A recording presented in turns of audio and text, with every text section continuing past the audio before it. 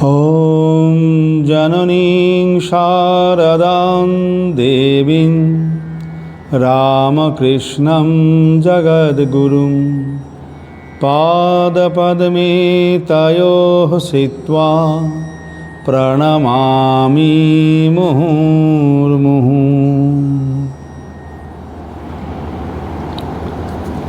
আজকে আমরা মিলেছি মায়ের কথা আলোচনা করব বলে। সবাইকে জানাই আমার সশ্রদ্ধ নমস্কার। শ্রী শ্রী মা সারা জীবন ধরে দেখিয়ে দিয়ে গেলেন কিভাবে জীবনযাপন করলে শান্তি পাওয়া যায়। এই শান্তি পাওয়ার জন্য আমরা প্রত্যেকেই ছটফট করছি, সবাই চায় একটু আনন্দ, একটু শান্তি, কিন্তু এইটি বড় দুর্লভ। শ্রী শ্রী ঠাকুর অবতার হয়ে এলেন আর মাকে বেশ কিছুদিন রেখে দিয়ে গেলেন তার এই প্র্যাকটিক্যাল করে দেখিয়ে দেবার জন্য শ্রী শ্রী ঠাকুরের ভাবগুলি। আর মাও সারাটি জীবন কিভাবে ঠাকুর বলেছেন কিভাবে চললে আমাদের শান্তি লাভ হয় সেইটি নিজের জীবনে দেখিয়ে দিয়ে গেলেন।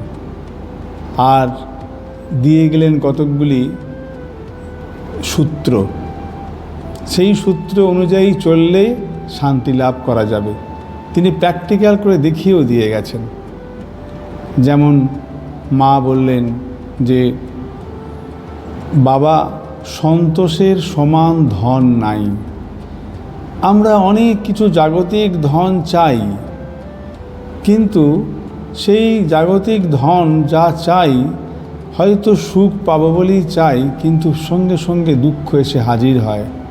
তাই মা যেন বলছেন যেটুকুনি পাও তাতে সন্তুষ্ট থাকো। যদি সন্তুষ্ট থাকতে পারি, যদি কেউ সন্তুষ্ট হয়, তাহলে এর মতন ধনী আর কেউ নেই।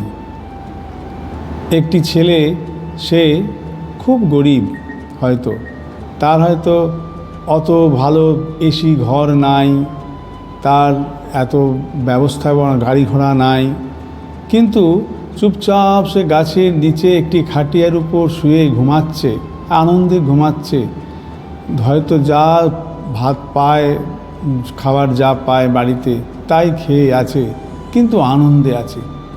আরেকজন হয়তো অনেক কিছু আছে, বাড়িতে সম্পদের শেষ নাই, বাড়ি ঘর গাড়ি মেশিন ইত্যাদি সব রকম আছে, কিন্তু বাড়িতে শান্তি নেই। এর সঙ্গে ওর মুখ দেখা দেখি নাই, এর সঙ্গে ওর কথাবার্তা নাই। আচ্ছা, এই দুজনের মধ্যে কে বেশি সুখী? আমাদের মনে হয় যে দুটো অল্প খেয়েও গাছতলায় ঘুমাচ্ছে সেই বোধহয় সবথেকে বড় বেশি সুখী, সবথেকে বেশি আনন্দে রয়েছে। তাই মা বলছে বাবা, সন্তোষের সমান ধন নাই। এই সন্তোষ পেতে গেলে মা বলছেন সইতে হয়, মানে সহ্য করতে হয়। একটু সহ্য না করলে পরে হবে না। সব সময় যদি আমরা খুব অল্পতেই তার একবারে রেগে যাই, টেম্পটেড হয়ে যাই, তাহলে পরে আর এই সন্তোষ আসবে না। ঠিক আছে, অন্যজনকে একটু সহ্য করতে হয়। আমাদেরকেও তো অনেকে সহ্য করছে, আমরা হয়তো বুঝতে পারছি না। অনেকে আমাদেরকেও সহ্য করছে বলেই ঠিক চলছে। সুতরাং আমাকেও অন্যদেরকে একটু সহ্য করে চলতে হবে। আর মা তার জীবনের শেষ দিকে শেষ উপদেশটি, যেটি তার জীবনের সার কথা, যে যদি শান্তি চাও মা, অন্যের দোষ দেখো না, দোষ দেখবে নিজের। জগতে কেউ তোমার পর নয় মা, জগৎকে আপনার করে নিতে শেখো, অভ্যাস করো। এই যে মা তার সারা জীবন ধরে এইটি অভ্যাস করে গেছেন, অনুশীলন করে গেছেন, আমাদের দেখিয়ে দিয়ে গেছেন। তারপরে তিনি কি দেখালেন সেইটি আবার ছোট্ট করে বলে দিয়ে গেলেন। তো মায়ের সেই কথাকে আমরা পালন করার জন্য, আমরা নিজেরা নিজেদের জীবনে শান্তি পাবার জন্য আমরা শুরু করেছি গুণযজ্ঞ। অর্থাৎ অন্যের দোষ না দেখে গুণ দেখব। সপ্তাহে একটি দিন বৃহস্পতিবার, গুরুবার শ্রী শ্রী মায়ের জন্মদিন। সেই জন্য আমরা ওই দিনটিকেই বেছে ওই দিন সকাল থেকে সারা দিন রাত অন্যের দোষ না দেখে গুণ দেখার চেষ্টা করব। কেননা দোষ তো আপনি আপনি আমাদের মন চলে যায় দোষের দিকে, তাই তাতে না যায় তার জন্য গুণেতেই মনকে আটকে রাখব। এখন এই সব করতে গিয়ে আমাদের মধ্যে অনেক প্রশ্ন আসে এই যে আচ্ছা, আমি তো গুণযজ্ঞ করতে চাই, আমি তো শান্তি পেতে চাই, আমি তো মায়ের কথা মতো চলতে চাই, কিন্তু কেন দোষটাই আমার খালি চোখে পড়ে, কেন গুণটা খুঁজে পাই না? সময়ে যখনই দেখি খালি কেন দোষটাই খালি খালি এসে যায়। এটি একটি বড় সমস্যা। তো এর জন্য দুটি উপায়। একটি হলো, যেটি আমাদের দ্বারা সম্ভব নয় সেটি মায়ের কাছে প্রার্থনা করতে হবে। মায়ের কাছে প্রার্থনা করতে হবে, মা আমাকে দোষ দৃষ্টি দিও না, আমি যেন কখনো কারো দোষ না দেখি, আমি যেন গুণ দেখতে পাই। এইটি মায়ের কাছে আন্তরিকভাবে প্রার্থনা করতে হবে। তিনি প্রার্থনা শোনেন, তিনি শুনবেন। ঠাকুরও জোর দিয়ে বলে গেছেন, আমরা বড়দের কাছেও শুনেছি তাই, এবং আমরা নিজেরা জীবনে দেখিও তাই। তিনি প্রার্থনা শোনেন। যদি সেই প্রার্থনা আন্তরিক হয় এবং ভালো হয়, তাহলে তিনি শুনবেন। সুতরাং মায়ের কাছে প্রার্থনা করব। আর একটি জিনিস, নিজেকে জানব কেন দোষের দিকে মন যায়। আমাদের জন্মান্তরের সংস্কার রয়েছে, সেই সংস্কারের জন্য দোষের দিকে যাওয়াটা আমাদের রয়ে গেছে। অর্থাৎ আগেও দোষ দেখে এসেছি, সেই জন্য আপনিই মন দোষের দিকে ছুটে।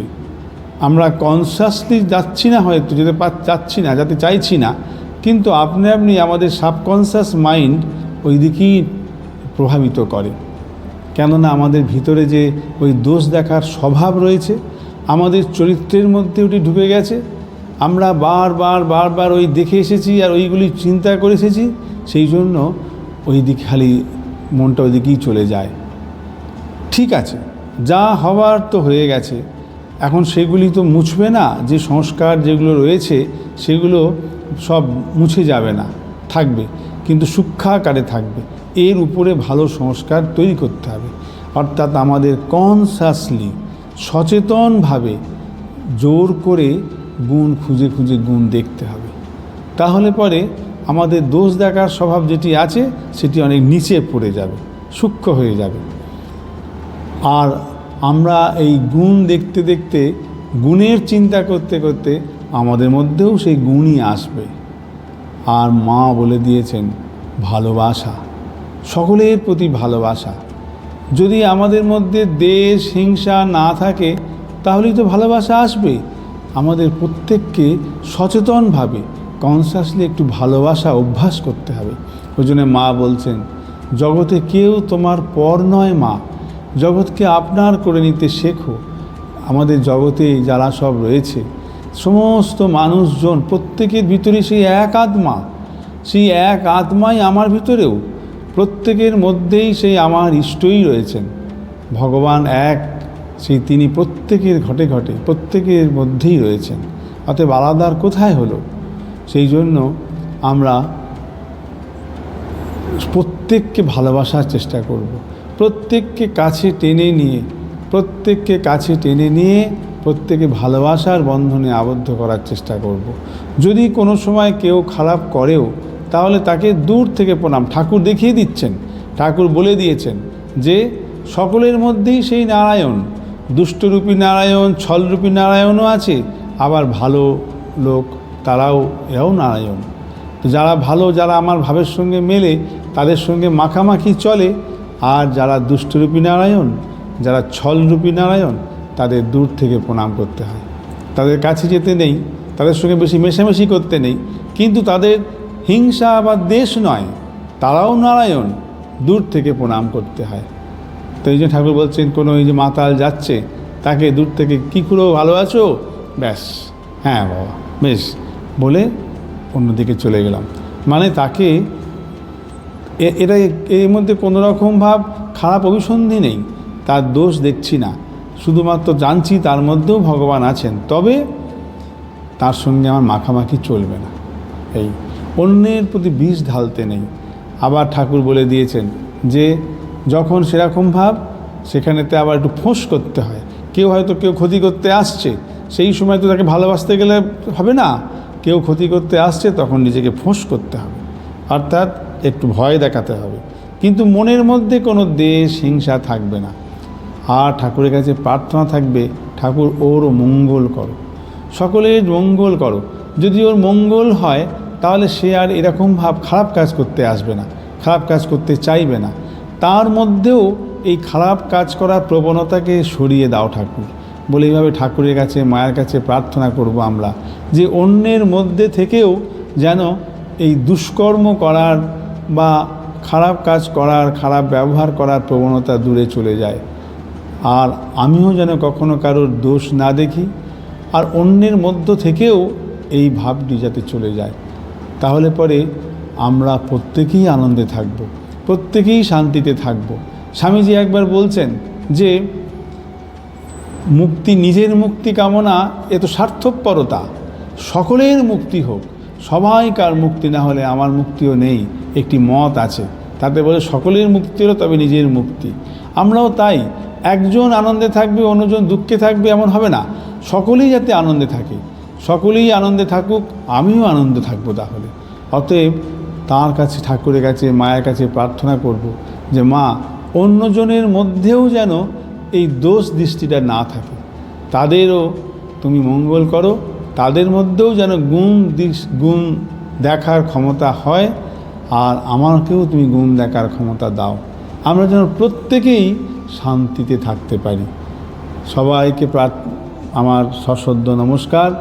মায়ের কাছে আমরা সবাই মিলে আসুন একসঙ্গে প্রার্থনা করি, মা আমাদের দোষ দৃষ্টি দূর করো, আমাদের প্রত্যেকে যেন অন্যের গুণ দেখতে পারি আর নিজেরাও শান্তি পেতে পারি, সকলের শান্তি হোক। ওম শান্তি শান্তি শান্তি হরি ওম তৎসৎ। শ্রীরামকৃষ্ণার্পণমস্তু।